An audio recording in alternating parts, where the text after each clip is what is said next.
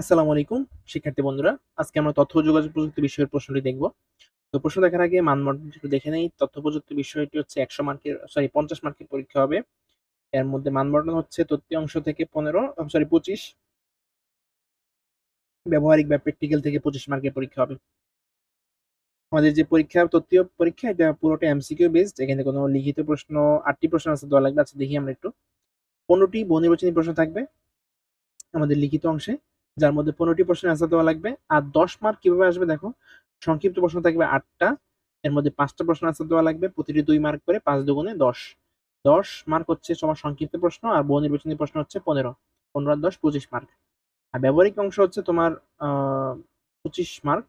ব্যবহারিক অংশে ২৫ মার্ক। এর মধ্যে ২০ মার্ক হচ্ছে তোমার লিখিত আর ৫ মার্ক হচ্ছে মৌখিক।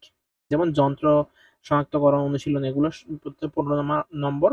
আর প্রতিবেদন প্রণয়ন হচ্ছে ৫ নম্বর, মৌখিক নাম্বার হচ্ছে ৫। এই হচ্ছে আমাদের মানবন্টন। চলো আমরা প্রশ্নটি দেখে নেই। ষষ্ঠ শ্রেণীর শিক্ষার্থীরা আমরা আইসিটি প্রশ্ন দেখবো। আইসিটিতে হচ্ছে তোমাদের ১৫ টি এমসিকিউ আছে। ১৫ টির প্রত্যেকটার অ্যান্সার দিতে হবে। একটা ১ মার্ক করে ১৫ মার্ক। এখানে আমরা ১ থেকে ৫ পর্যন্ত প্রশ্ন দেখছি। এখানে ৮ থেকে ১২ পর্যন্ত দেখা যাচ্ছে বা ৮ থেকে ১১ পর্যন্ত। তোমরা এগুলো স্ক্রিনশট নিয়ে নাও। আমরা পুরো প্রশ্নটি পড়লে সময় লাগবে, তাই আমরা স্ক্রিনশটের দিকে যাচ্ছি তোমাদেরকে বলতে, যাতে তোমরা খুব দ্রুতই প্রশ্নগুলো লিখে নিতে পারো।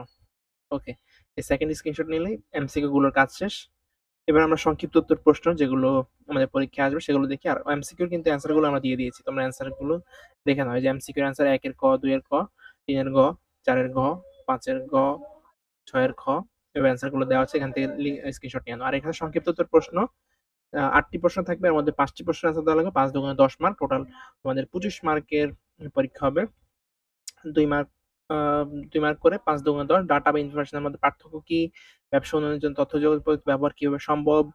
ওএমআর কি? এটি কিভাবে কাজ করে? টোটাল ৮ টি প্রশ্ন আছে। তোমরা এগুলো স্ক্রিনশট নিয়ে প্র্যাকটিস করো বাসায়। ধন্যবাদ সবাইকে।